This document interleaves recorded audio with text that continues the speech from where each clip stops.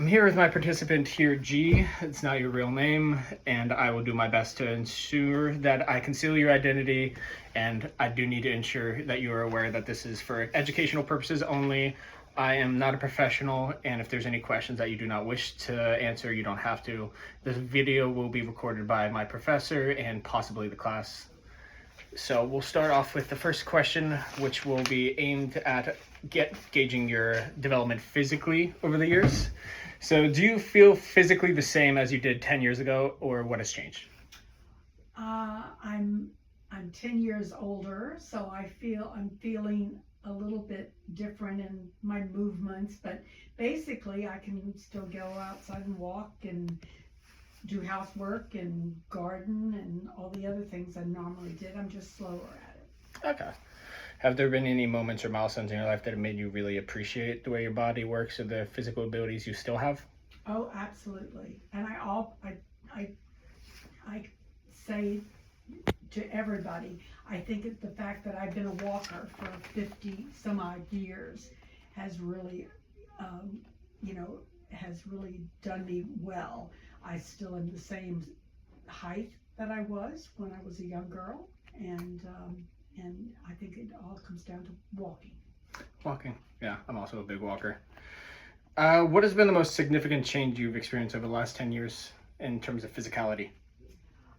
Slowing down. I did have some minor strokes that have been addressed and taken care of, and I'm on a few more medicines than I used to be. But other than that's pretty much it. And just for the record, also, what is your age? I will be 83 this month. Yes. Okay. What physical challenges or health issues have you faced in the past 2 decades, and how have they impacted the way you take care of yourself? Well, the only one I really have had is the strokes, and it slowed me down, but I still had good balance and whatever. So I've gotten slower and a little more careful about how I do things. Makes sense. The next questions are aimed towards sexual development. So what age did you realize your sexuality, and how did you realize, if you feel comfortable sharing? I'm just trying to think. When you're 83, it's been a long time, I know. a long time. I really don't. I really can't remember. I really don't. It's been too long. Yeah, it's been a long time. Let's see. What has your relationship with substances been like over the last 2 decades? I drink. I love my cocktail around 5:30. Not every day. I will have a drink or a glass of wine, but that's what I do when I watch the news at night. Do you feel like it kind of helps you, and do you feel like it's a Yeah, it's kind of a pleasure that I look forward to. Has it kind of changed over the last 2 decades, or has it been more or less consistent? It's pretty much the same. Been rather consistent. Makes sense. Have you made changes to your diet or nutrition in the last 20 years? And yes, have you made changes? Absolutely, I have. Part of it is that I looked at it as things that I needed to change, and others happened to me physically, like the taste of meat and chicken is no longer attractive. It's no longer as strong. I'm really eating more fruits and vegetables in my diet, and wholesome bread and that kind of thing. And I will do a little bit of more protein here and there, but that's that part has changed. So overall, you feel like your kind of like general taste has changed a little bit more towards like more natural stuff rather than like processed stuff or like meats and stuff like that. Absolutely. Okay. How do you think that's impacted your physical health? Has it helped? I think it's keeping me. My numbers are good. I am a diabetic, but the numbers are good, and even though I take meds to help with that, I think the diet is a big thing, and I just feel healthier. Makes sense. Over the last 20 years, have you noticed any significant changes in your mobility or flexibility? I remember you mentioned that you had a stroke a while ago. So that's right. If you want to go into how that affected you. I did, and I had to just be careful. I had a cane for a while, and I still got out and walked with the cane, and I don't need anything like that anymore. I'm fine. What reason did you use the cane for? Oh, balance. Okay. How long ago was that? Let's see, about 6 months to a year ago, I think I had the first stroke. Oh, okay. So it was around the time of the first stroke that Right. you were using the cane. Oh, okay.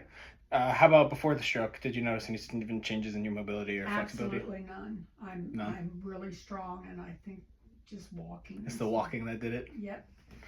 Do you usually walk good distances, or is it kind of just Oh, short, I think consistent?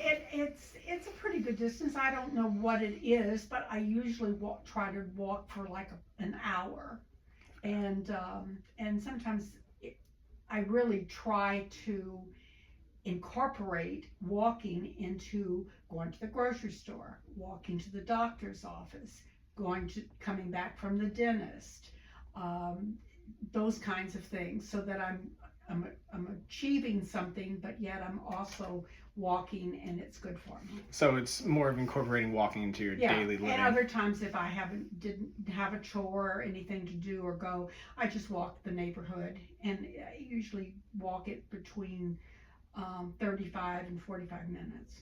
Makes sense. Let's go on to sleep. So how has your sleep quality changed in the last 20 years? It really has, and I'm a good sleeper. You've always been a good 8 hours a day. Like, Absolutely. What's your typical like time of going to sleep? Well, I don't think there is a typical time. Depending if I'm watching something good on television, I stay with it.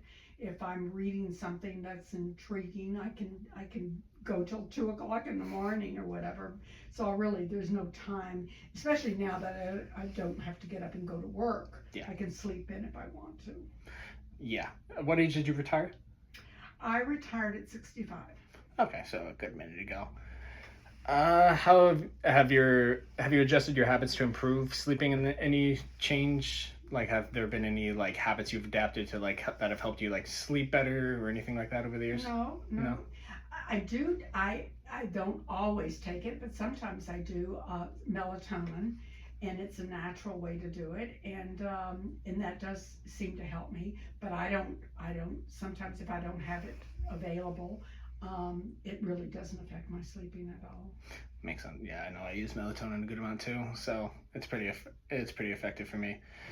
Next ones are on the questions of cognition. Can you explain how your thinking, just in general, has changed over the last 10 years? Just ways of thinking, methods of thinking. Just I thought I was really sharp for a long time. After the strokes, I've noticed a bit of, it takes me a while. I have to sometimes try to remember people's names, and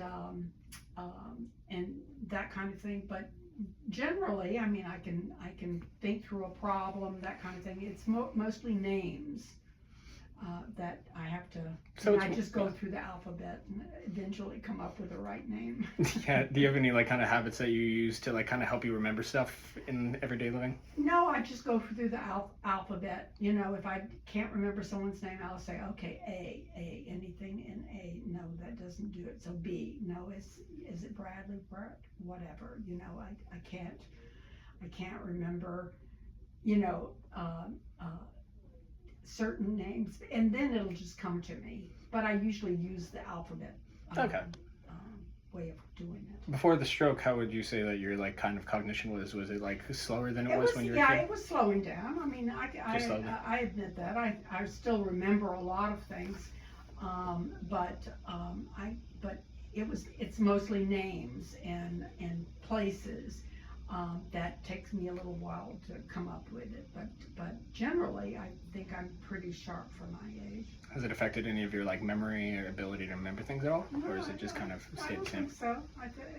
I think that generally people, as they get older, don't remember everything, but I remember a lot that happened a long time ago. Do I remember what happened yesterday? Sometimes I forget that. So it's a different kind of memory. So there's less of an issue with kind of like remembering long-term things, but more like short-term, like immediate reaction things. Right. Makes sense. Did I eat? Did I eat today? I know I have issues with that too. Can you go ahead and explain how your values have changed over the last few decades? Just general values, morals, kind of ethics. I don't think it's really changed at all. I'm pretty much the same person that I've always been. I grew up in a very Catholic family, and I went to Catholic schools all my life until I got to, even at college, I went to a Catholic college. And it just, there are just certain things that I have values and I don't, and I've kept those. So would it be safe to assume that you have more conservative values because of these kind of Catholic upbringing? It depends on what kind of, I'm pretty broad-minded. I am very accepting of all kinds of people and ideas and that kind of thing. So I don't think it's affected that. It's just has given me a moral code that I use on myself. I don't try to insert it into someone else's actions or whatever, but I've kept it. I mean, and I still have that. Okay. Do you want to describe some of the most challenging aspects of aging over the last 10 years or so?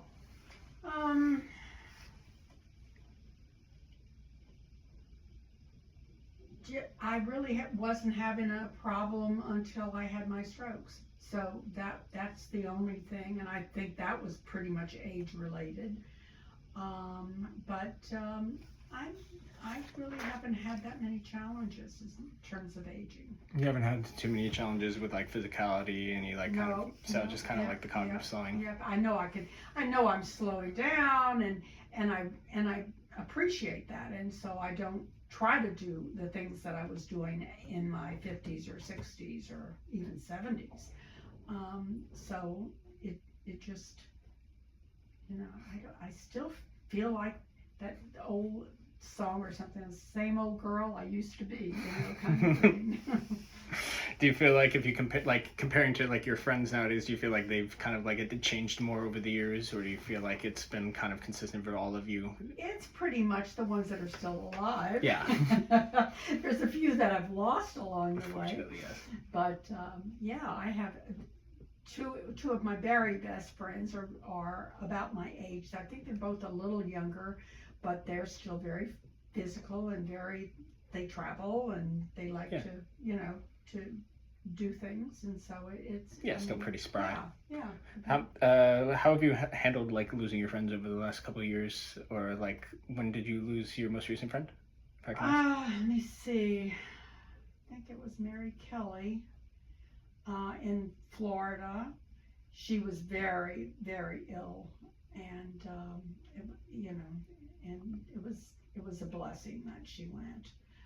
Because there was really not a lot left of her.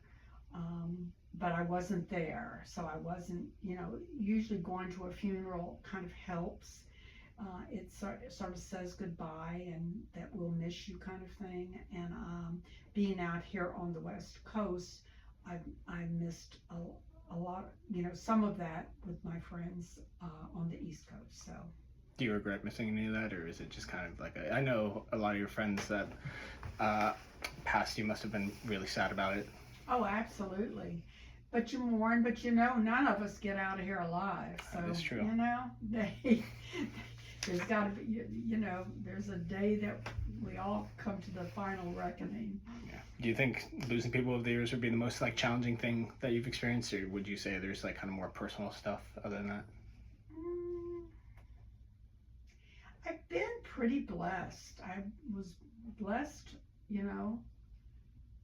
most of my life. I raised 3 wonderful children, and I have great grandchildren, and it's their family is very important to me. And if I look at that as my legacy, I think that I have nothing to complain about. Makes sense. So looking back, what are some of the most important lessons you think you've learned over your lifetime, if you had to share with anyone, young like me? Okay, let's see. Just keep on pushing through. Just, if something isn't working, you either just keep on with it or you give it up and go do something else. And you just have to have faith in yourself and surround yourself with people who have the same ideals about you and about themselves. Do you feel like you stuck with that kind of advice for yourself over the last couple decades? Absolutely. Kind of been part of core of who you are, would you say? I would say so. Yes. What strategies or habits have you developed over the last 20 years? Like just kind of cognitive strategies, maybe from like remembering, memory kind of stuff. Like if you had to remember something. Okay. Well, I did the alphabet thing Yes. again, and Mnemonics. what I usually forget are names. So I go through that process, or I usually have references that if I'm looking for, oh, what's the name of that city? Where is that? And then I can kind of go through little steps. Okay, well, what state is it in? And when did you go there? Do you remember who you were with? That kind of thing. So associations mostly is my key to memory. So it's more of just like associations rather than kind of like having photos or anything in particular. It's more of just Absolutely, remembering yeah. things and events and places. That's right. Makes sense. When in the last 20 years did you most feel challenged cognitively and academically?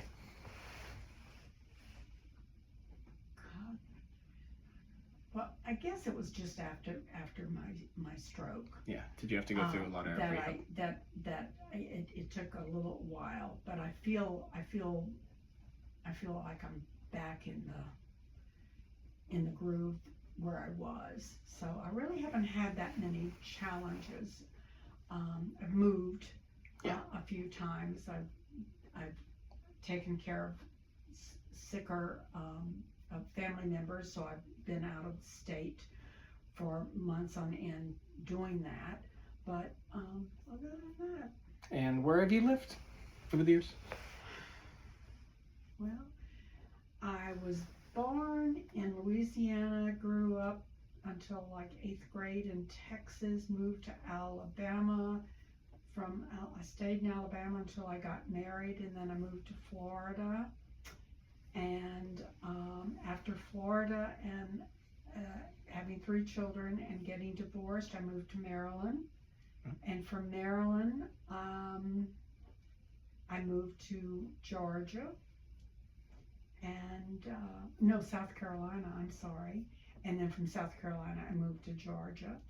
And then from Georgia, I moved to California. So I've been All over the place. I kind of like, never really the Midwest, mostly the South, the East Coast, and then the West Coast. But I really do I like the fact that I've had the opportunity to live in quite a few different states and different cities and different cultures. And Yeah. I think that's kind of fun. Do you feel like a lot of the values of the South kind of matched who you were at the time? Yeah, A lot I of the think people so. were nice. Yeah.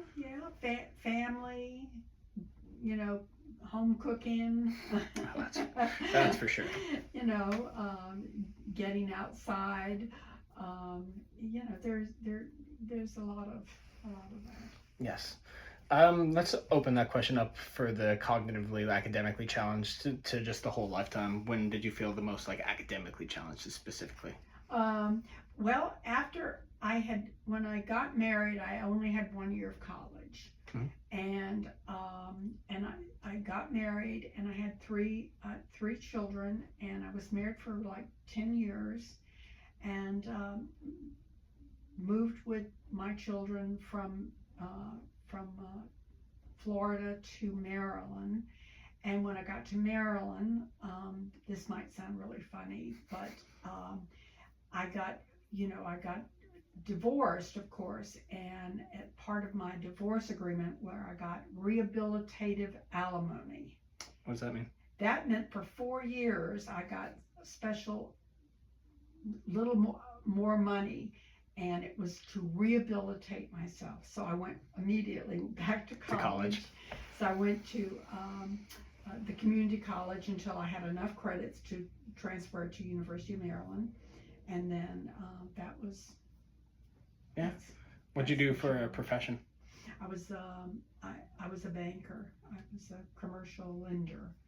Oh, cool. At So a big bank on the East Coast. was that mostly situated around Maryland area where you got divorced, or was it mostly spread out through like the entire South? No. It was Maryland.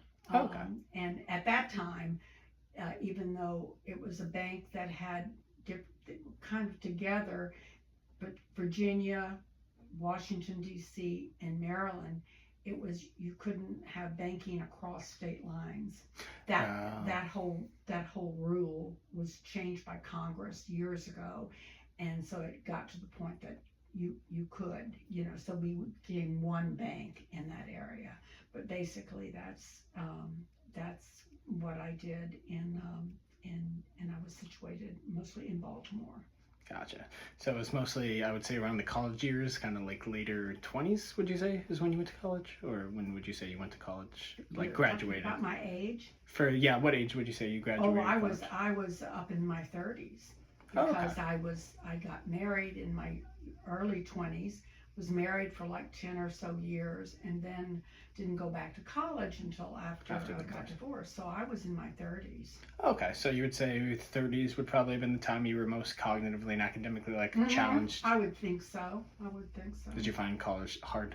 Oh no, I was a superhero because all those kids wanted just to play, and all us the older women were out to there study for that grade. Well, everyone else so there to party. I graduated summa cum laude. So. Oh, cool. Did you study banking and stuff there, or would you? Some marketing, and not really banking as such, but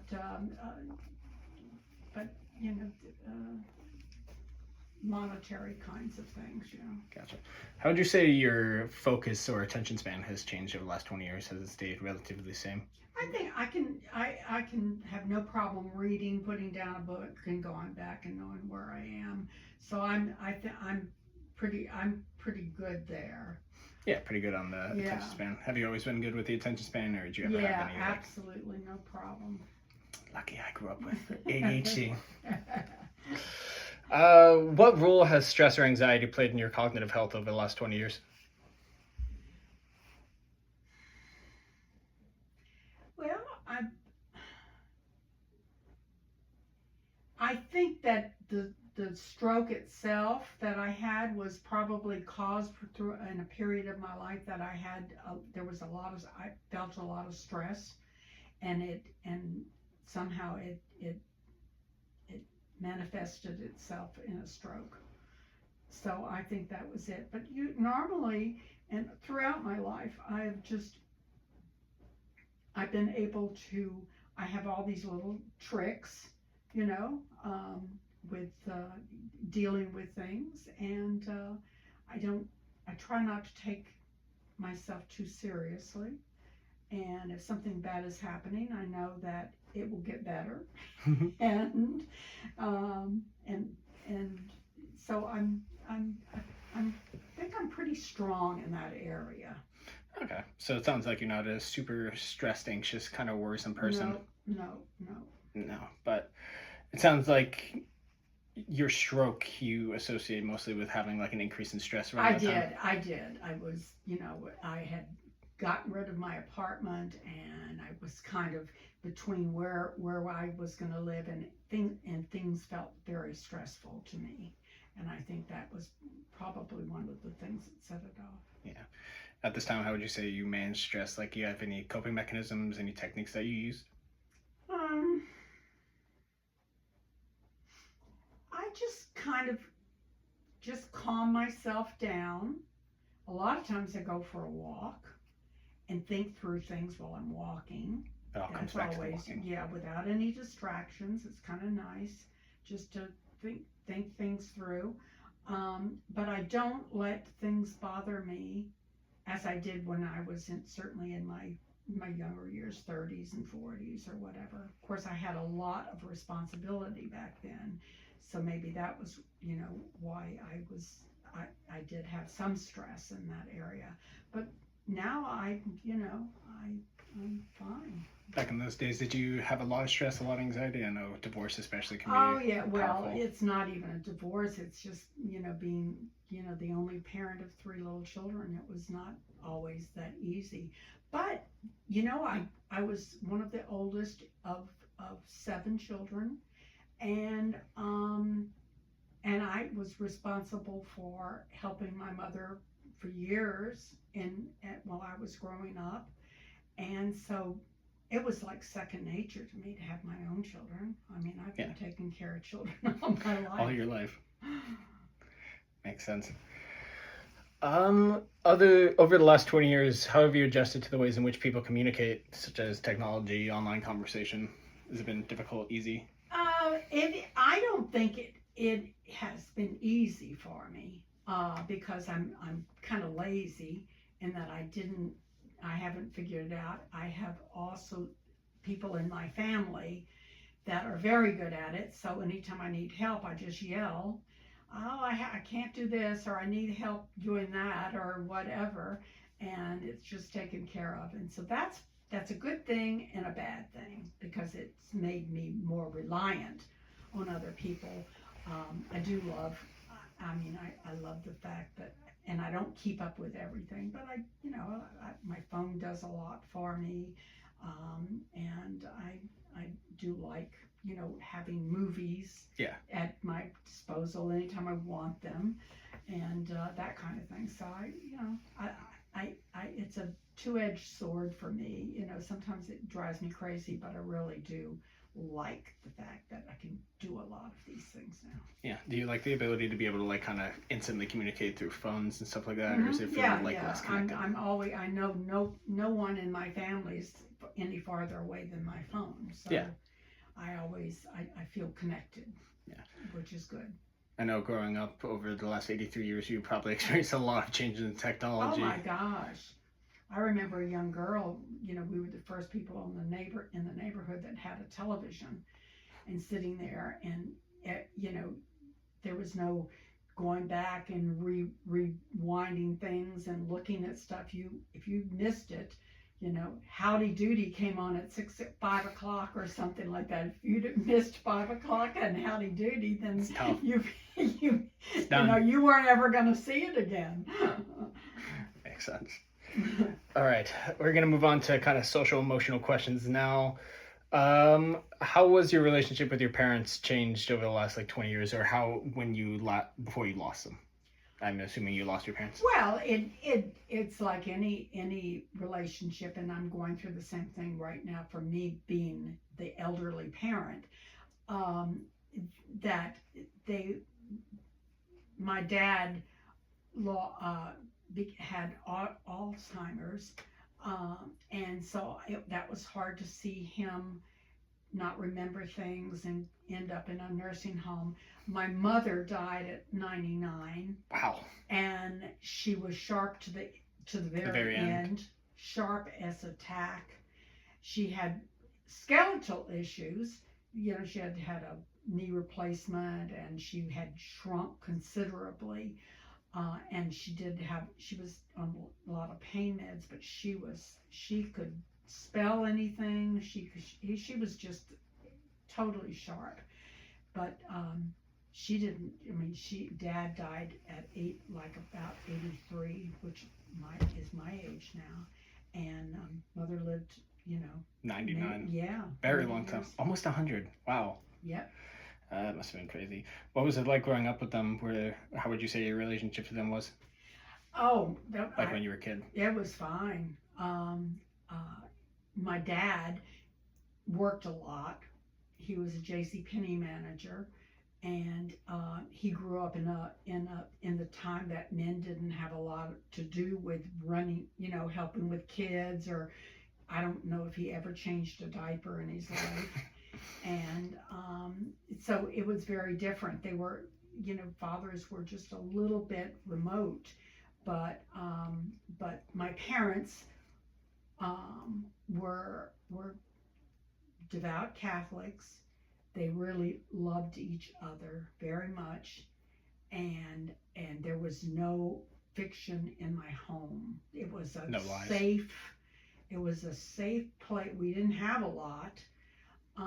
But I always felt safe. Okay, so is it safe to say that you felt like you were closer with your mother because of that? Oh, absolutely. I was much closer to my mother. Makes sense.